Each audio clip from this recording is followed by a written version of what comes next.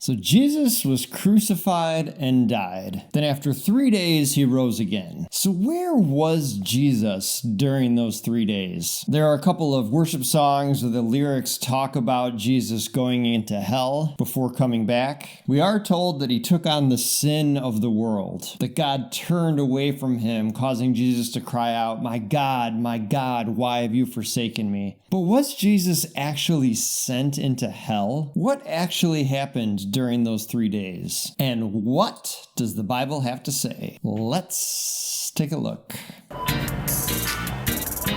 Attention, bargain shoppers.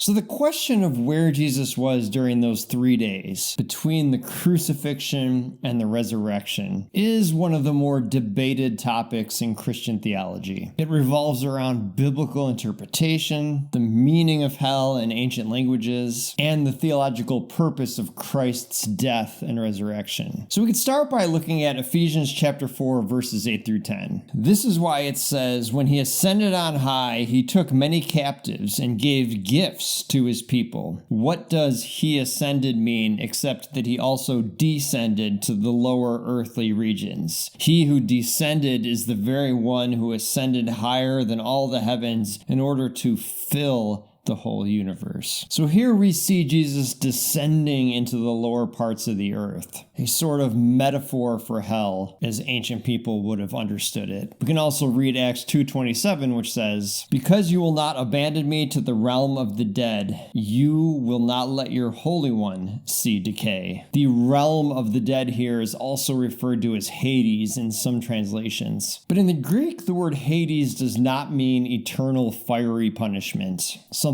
like Gehenna would mean. But in general, it was seen as the sort of realm of the dead. In Hebrew, the equivalent would be Sheol. Both terms refer to this sort of unseen place where souls go after they die, before the final judgment. And then we even read things like in the Apostles' Creed, where it states, "He descended into hell, then on the third day he rose again." And early church fathers like Tertullian or Augustine understood this descent to be into Sheol, into Hades, to proclaim victory, not to suffer. So there seems to be a little bit of a distinction here between a hell where there's eternal fire and torment, and then another place where souls go before judgment. But this is kind of a weird path to go down. Does this mean there's some place that disembodied souls go to hang out, like a purgatory? And this is open for interpretation. In the Reformed tradition, like with Calvinism is the bucket where a lot of modern evangelicals fall into, this would interpret the descent as metaphorical, or referring to Jesus bearing the full weight of God's wrath, but not a literal trip to a location beneath the earth. But not everyone views it that way. And if we look at a timeline of Jesus' death and resurrection, we would see something like this. Friday, crucifixion. Jesus dies and commits his spirit to his Father. His body is placed in the tomb, and during this day he says to the repentant thief, "Today you will be with me in paradise." It's not super clear if Jesus meant that today was a literal day that they would be together. We are told in Luke 16:22, "The time came when the beggar died, and the angel carried him to Abraham's side. The rich man also died and was buried." So we're told that the thief is brought to wherever Abraham is, wherever the godly chosen people are being held until the day of final judgment.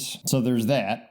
And then Saturday comes, and Jesus remains dead, but not inactive. Here it gets a little bit interesting. We're told in 2 Peter 2:4, "For if God did not spare angels when they sinned, but sent them to hell, putting them in chains of darkness to be held for judgment." So angels who long ago sinned against God are being held somewhere. And then we're told in Peter 3:18 through 20, "For Christ also suffered once for sins, the righteous for the unrighteous, to bring you to God. He was put to death in the body, but made alive in spirit. After being made alive, he went and made proclamation to the imprisoned spirits, to those who were disobedient long ago, and God waited patiently in the days of Noah while the ark was being built." So that's something for you. So Jesus is dead, but still working, still proclaiming the good news. But he's doing it in a spiritual realm of sorts. Hades? Up for interpretation. And then on Sunday, he was resurrected.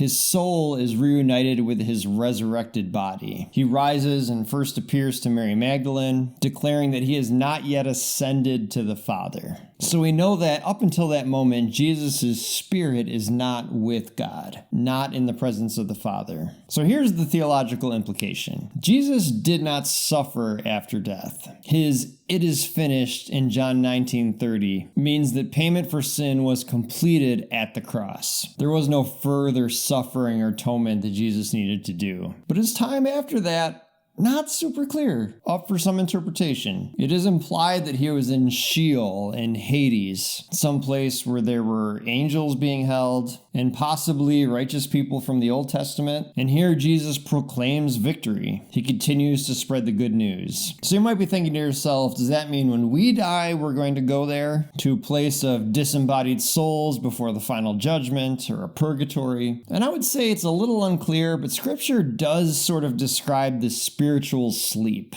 We see in 1 Thessalonians chapter 4, "Brothers and sisters, we do not want you to be uninformed about those who sleep in death, so that you do not grieve like the rest of mankind who have no hope. For we believe that Jesus died and rose again, and so we believe that God will bring with Jesus those who have fallen asleep in him." So to us, when we die, it may be that it feels like the blink of an eye, like going to sleep at night and then waking up in the morning. Although if you're anything like me, you wake up 2 or 3 times to go to the bathroom, but you can use your imagination. But regardless, the mechanics of that are not super clear. We know that Jesus was not in hell as we would think of hell. He was not being tormented. He had nothing more to atone for. But he wasn't in heaven yet. Scripture implies he was in some sort of spiritual realm, proclaiming God's victory. His 3 days in the grave were not a time of defeat, but they were a staging ground for God's victory over death. But I'd love to hear your thoughts. Let me know in the comments below what you think. Also, please feel free to like and subscribe. It does help out the channel. I'll leave the verses used today in the description. My name is Adam. This is Bargain Bin Theology, and remember,